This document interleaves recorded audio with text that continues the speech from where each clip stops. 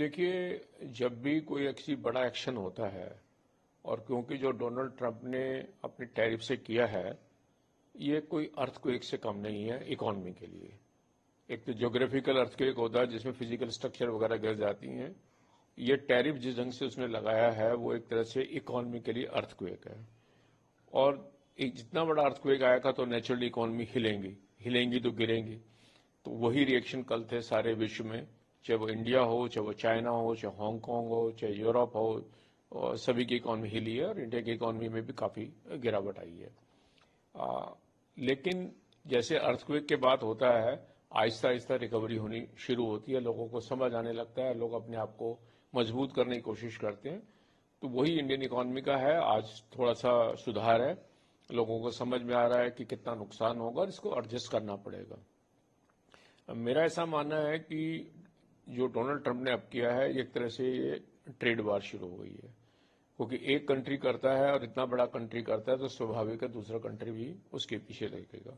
तो विभिन्न कंट्री जो आज की डेट में ताकतवर हैं, कंपेरेटिवली चाइना है, यूरोपियन यूनियन वगैरह हैं, तो उनकी कोशिश है कि इसका जवाब दिया जाए। तो वो स्वाभाविक जवाब आएगा तो उसका रिएक्शन भी एक अर्थक्वेक की तरह आएगा, वो भी लोगों को संभालना पड़ेगा। जैसा भारत के परिप्रेक्ष्य में कितना बड़ा, क्योंकि मैं ये मानता हूं कि शॉर्ट टर्म में हमें जरूर नुकसान नजर रखता है।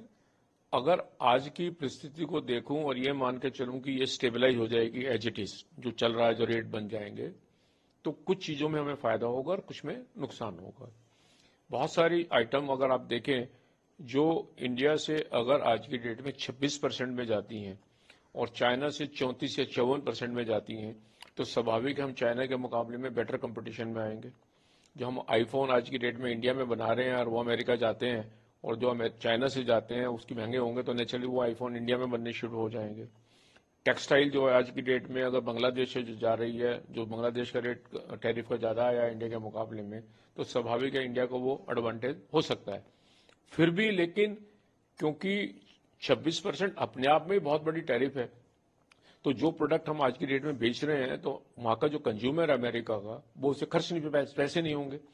जब टैरिफ बढ़ाई है अमेरिका में डोनाल्ड ट्रंप ने, इसका रिजल्ट क्या होगा? टैरिफ तो इंपोर्ट ड्यूटी है। आज की डेट में अगर $1 बिलियन का इंपोर्ट चाइना अमेरिका में होता है और एवरेज ड्यूटी 3% की थी, तो $0.3 बिलियन चाइना अमेरिका को मिलता था उसके ऊपर ड्यूटी का, और कंज्यूमर को 1.3 बिलियन देना पड़ता था, 1.03 देना पड़ता था। अब अगर आज की डेट में एवरेज जैसे इंडिया की मान के चलो 26% हो गई है, और फिर उसका 126% देना पड़ेगा, तो स्वाभाविक है जो आदमी के पास पैसे हैं वो कम हो जाएंगे। तो आप जो चीज 10 खरीदते तो 4 खरीदेंगे, तो उसके जो पैसे हैं वो अमेरिका की ट्रेजरी में पहुंच जाएंगे। विद द रिजल्ट इकोनॉमी गिर जाएगी, डिमांड गिरेगी और इकोनॉमी गिरेगी, और डिमांड गिरना एक इकोनॉमी के लिए अच्छी बात नहीं होती है। अमेरिकी राष्ट्रपति डोनाल्ड ट्रंप ने थ्रेटन भी किया है चाइना को टैरिफ को लेके कि अगर उन्होंने टैरिफ जो अपना 34% नहीं घटाया तो अमेरिका अपना टैरिफ और बढ़ाकर 50% कर देगा। ये कितना घातक होगा सर, वैश्विक अर्थव्यवस्था भुगतने पड़ सकते हैं? देखिए, जब ट्रेड वार होती है तो नुकसान सबको आता है। अर्थक्वेक का अमेरिका विश्व की सबसे बड़ी इकोनॉमी है, लगभग $27 ट्रिलियन, और चाइना उसकी दूसरी है $20 ट्रिलियन के करीब। 40% से ज्यादा दो इकोनॉमी है। इन दोनों की लड़ाई, हालांकि लड़ाई तो अमेरिका के अब सारे विश्व से हो गई है, इन दोनों की लड़ाई में अब ये कहें कि बाकी लोग अफेक्ट नहीं होंगे, ये नामुमकिन है। अफेक्ट आएगा, क्योंकि जैसे मैंने कहा कि जब टैरिफ लगाते हैं तो एक रिस्ट्रिक्शन हो जाती है। जैसे सड़क पे आप ब्लॉकेड लगा देते हैं तो आपकी स्पीड डाउन होती है, तो एक तरह से टैरिफ एक ब्लॉकेड है फ्री ट्रेड के अंदर। तो उस ट्रेड उसके हिसाब से जो डिमांड है वो श्रिंक करेगी। जब डिमांड श्रिंक करती है तो नेचुरली प्रोडक्शन हर्ट होती है, लोगों की इनकम कम होगी, क्योंकि एम्प्लॉयमेंट कम हो जाएगी। जितनी माल ज्यादा पैदा होता है तो लोगों को एम्प्लॉयमेंट होती है, डिमांड आती है। लेकिन अगर वो डिमांड ही कम हो जाएगी तो नेचुरली अनएम्प्लॉयमेंट आएगी। वो अगर बेरोजगारी आती है तो नेचुरली उसकी डिमांड भी श्रिंक करेगी। तो एक हम इकोनॉमी में वर्ड यूज करते हैं multiplier effect. It can be positive and can be negative. अगर डिमांड बहुत तेजी से बढ़ती है तो डिमांड आएगी तो जॉब क्रिएट होते हैं, लेकिन अगर डिमांड गिरती है तो रिवर्स भी बहुत तेजी से आता है, जिसे हम डिप्रेशन कहते हैं कि आ गया है।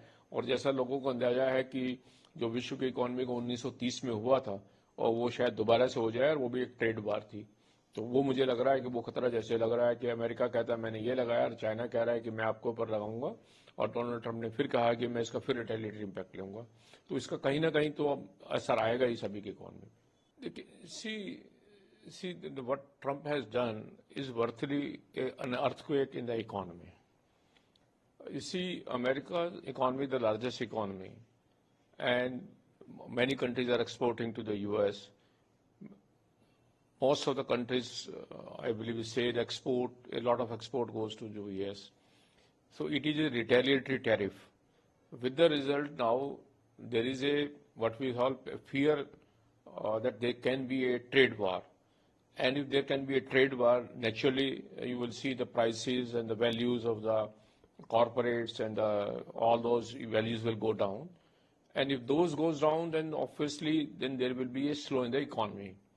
Now, in 1990 onward, there has been some sort of a semblance in equilibrium and some sort of an understanding between the various countries, developed and developing nations, how this arrangement, trade agreement will go. WTO we have been following all along. After GATT was earlier GATT, and then there was a WTO which has been following. Now, Mr. Donald Trump, after coming into the power now as the second term of the US president, has taken a unilateral call and with a clear one mission, America first. And what he says, make America great again. If that be so, he sees that whatever as America we need to do in the American interest, I will do that interest.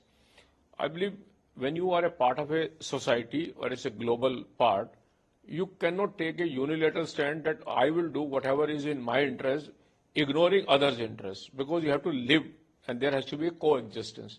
So that is the main reason why these all economies are now reacting. And across the globe, yesterday there was a huge fall in the market. But I believe now slowly and slowly things will start improving. Today I see there is some improvement. Japan is doing well today. Economy has come back a little bit. Index has come back. Indian market is also positive on that issue. But these reactions will continue. Why? Because now there is a trade war on tariff. Now China has also announced that I will impose now a retaliatory tariff on US import. And to that now Donald Trump has also given a threat that if China imposes, I will do further something more. So that is normally what happens in a war. And that's why people are saying that there can be a trade war. And I believe there has been a statement from the European nations also. They are also thinking of putting some retaliatory tariff on American. And there has been a statement made by the Singapore Prime Minister also. He is also not happy, and he virtually has criticized the US action. And he says, no, Singapore is not going to take a step immediately.